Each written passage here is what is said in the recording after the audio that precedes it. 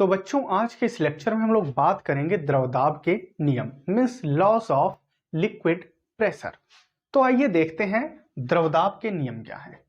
तो पहला नियम समझने के लिए सबसे पहले हम बच्चा करते क्या है, हमने कहा कि ये हमारे पास एक टैंक है और टैंक का जो शेप है वो हमने कहा कुछ इस टाइप का है।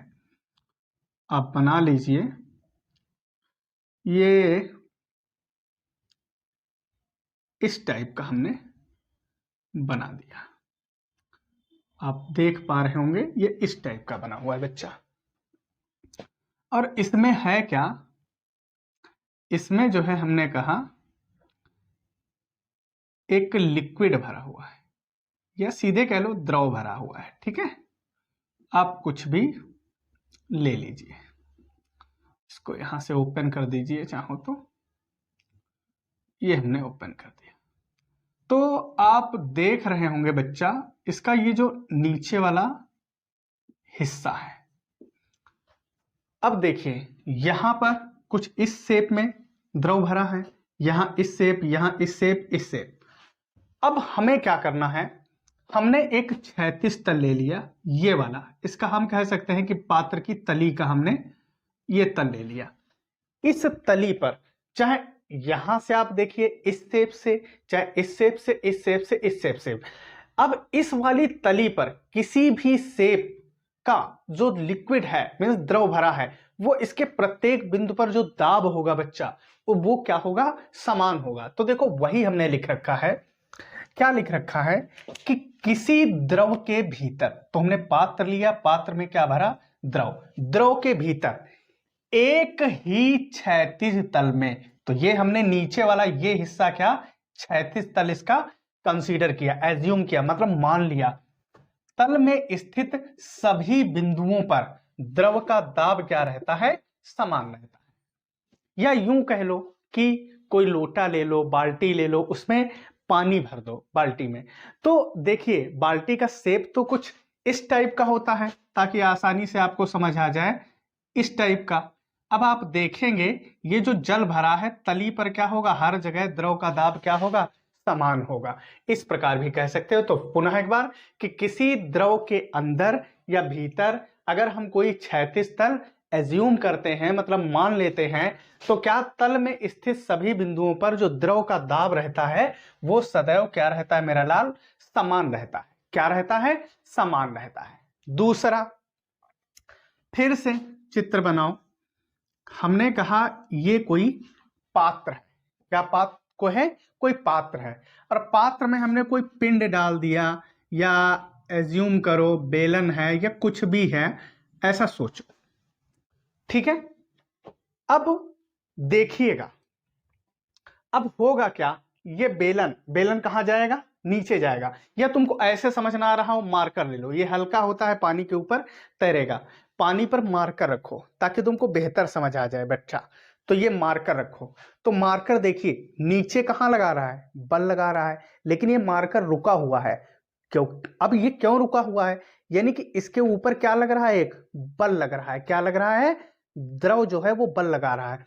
तो देखो यहां से, अब अगर हम इस पर नीचे इस तरीके से बल लगाएं तो ये ऊपर उठेगा, तो ये कैसे, द्रव जो बल लगा रहा है वो कैसे लग रहा है इस पर, अभिलंबवत। कहां बच्चा, ये देखो ऐसे लगेगा कुछ इस तरीके से, इसके ऊपर ध्यान से देखो, ये नीचे से ऐसे ही, तो भाई ये ऐसे थोड़ा सोचो, ये नीचे जा रहा है तो फोर्स कैसे द्रव लगाएगा, ऊपर इस तरीके से लगाएगा। तो बच्चा कुछ इस पर इस तरीके से क्या एक एग्जर्ट होगा, एक फोर्स एग्जर्ट होगा। ठीक है, जो कि क्या होगा, प्रत्येक बिंदु के कहां होगा, हमने कहा लंबवत होगा। कहां, लंबवत। तो देखिए हमने क्या लिखा है कि द्रव में डूबे पिंड की दीवारों पर, भाई ये क्या था, ये पिंड था, मार्कर था, कुछ भी आप मान लो, और ये इसकी क्या है, ये सब, ये जैसे मार्कर डूबा था, ये इसकी समय दीवारें। तुमने लिखा द्रव में डूबे पिंड की दीवारों पर, किसके, द्रव द्वारा, जो इसमें द्रव आपने भर रखा है बर्तन में, द्रव द्वारा आरोपित दाब पिंड के पृष्ठ के, पिंड के पृष्ठ, ये जो है पृष्ठ के प्रत्येक बिंदु के क्या बच्चा, लंबवत कार्य करता है। कैसा, हमने कहा लंबवत। तो एक बार पुनः क्या कि द्रव में डूबे पिंड की दीवारों पर द्रव द्वारा लगाया गया दाब या द्रव द्वारा आरोपित जो दाब होता है वो पिंड के पृष्ठ के प्रत्येक बिंदु के कैसे लंबवत कार्य करता है। फिर अगला देखते हैं। तो बच्चा अगला वाला हमारा क्या कह रहा है, अब फिर से वही काम करते हैं। देखिए यहां पर हमने क्या कर दिया, ये एक पात्र ले लिया। बच्चा क्या ले लिया, एक पात्र ले लिया। ठीक है, अब जब हमने पात्र ले लिया तो इस पात्र में जो दाब होगा, अब देखो यहां अगर हम क्या करें, लंबाई क्या करें इसकी पात्र की। अब देख चलो हम दो पात्र बना देते हैं। इसमें एक द्रव भरा है, क्या भरा है, एक द्रव भरा है। फिर एक हम ये पात्र ये भारी का ले लेते हैं, इसमें भी क्या भर लेते हैं, द्रव भर देते हैं। क्या भर देते हैं, द्रव।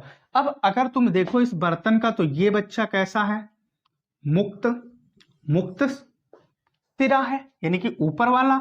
अब इसके बाद तो इसमें कोई द्रव वगैरह है नहीं, या कहो यहीं से हम डाल सकते हैं द्रव। तो ये भी क्या है, मुक्त पृष्ठ या मुक्त सिरा। ठीक है बच्चा, अब यहां पर जो द्रव भरा है वो यहां की अपेक्षा कम होगा। तो अब ऐसे तुम समझो यार, इस बर्तन को अगर अपनी खोपड़ी पर रखो तो क्या होगा, तुम्हारी कम हवा होगी, यानी कि कम बल लगेगा। और इसमें ज्यादा द्रव भरा है, इसको रखोगे तो ज्यादा हवा होगी, यानी कि ज्यादा बल लग रहा है ना, दाब ज्यादा प्रेशराइज कर रहा है ये। तो इसका मतलब क्या हुआ कि लंबाई जैसे जैसे बढ़ी, लंबाई क्या हुई, बढ़ी, तो द्रव का दाब क्या होगा, बढ़ेगा। बच्चा क्या होगा, हाइट बढ़ी, गहराई बढ़ी, तो द्रव का दाब क्या हुआ, बढ़ा। यानी कि किसी कहां द्रव में क्या गहराई में जाने पर दाब का मान क्या होता है बच्चा, बढ़ता है। तो हम अगला नियम पढ़ते हैं, क्या लिखा है कि स्थिर द्रव के भीतर किसी बिंदु पर दाब जो है, किसी बिंदु पर दाब द्रव के मुक्त पृष्ठ से उस बिंदु की गहराई के अनुक्रमानुपाती होता है। यानी कि ये कैसा हमने कहा, मुक्त पृष्ठ। कैसा है, मुक्त पृष्ठ। मुक्त पृष्ठ से गहराई के दाब क्या होता है, अनुक्रमानुपाती।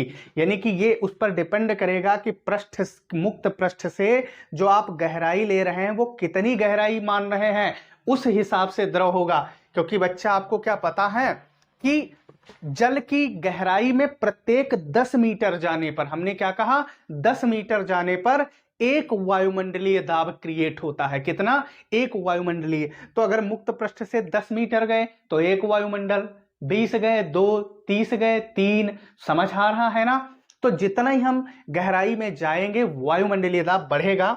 तो पुनः देख लेते हैं, तो स्थिर द्रव के भीतर किसी बिंदु पर दाब द्रव के मुक्त पृष्ठ से उस बिंदु की गहराई के, मेरा लाल, क्या होता है, अनुक्रमानुपाती। क्या होता है, अनुक्रमानुपाती। फिर अगला नंबर देखते हैं।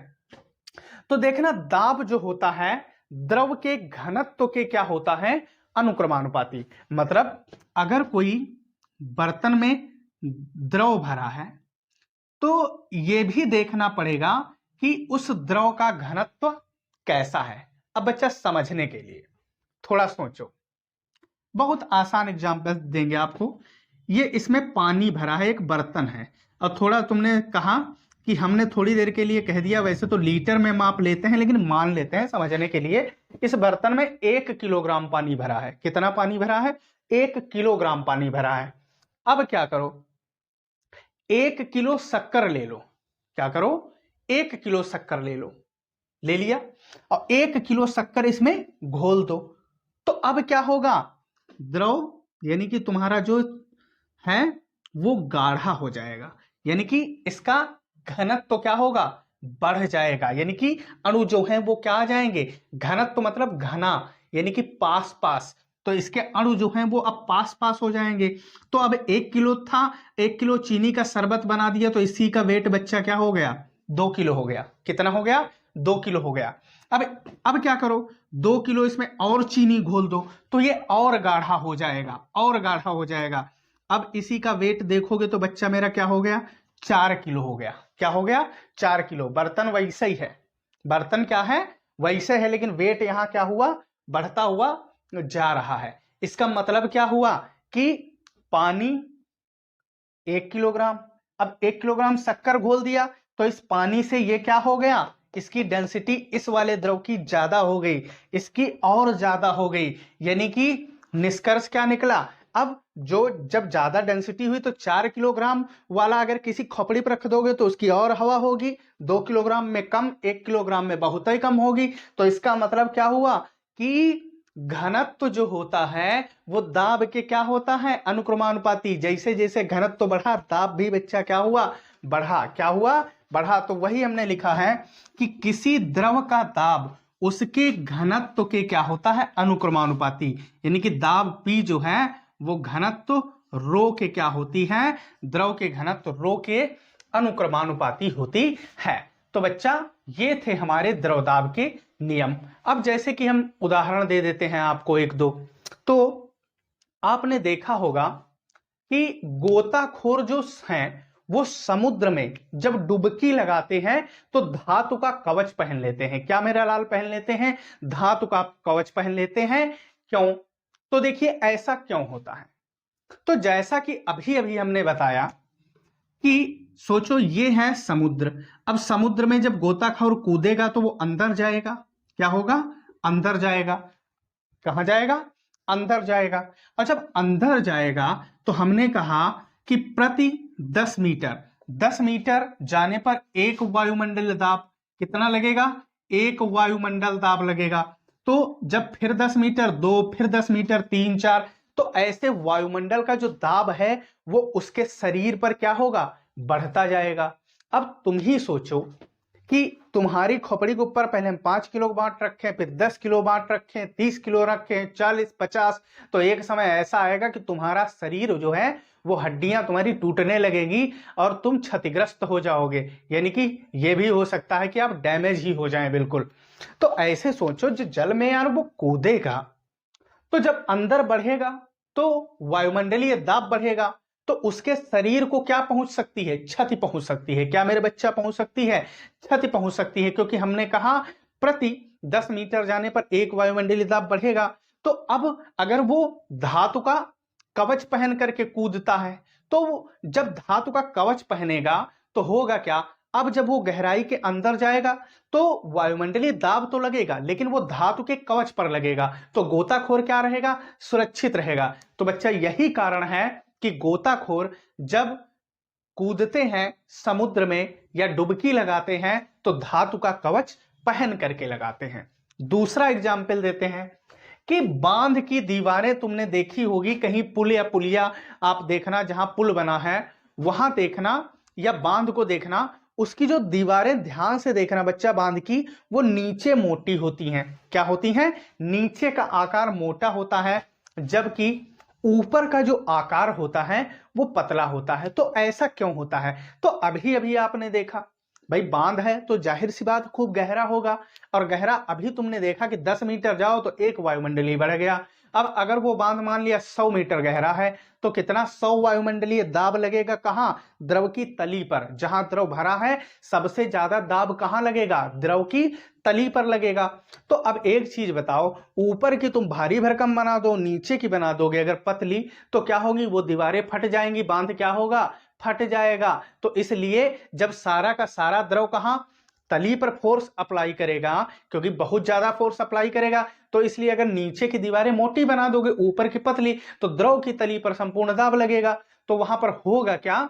हमारा बांध जो है वो सुरक्षित हो जाएगा। तो यही कारण है कि बांध की दीवारें नीचे मोटी और ऊपर बच्चा क्या बनाई जाती है? पतली बनाई जाती है। तो बच्चों हम आशा करते हैं कि हमारा वीडियो जो है वो आपको पसंद आया होगा।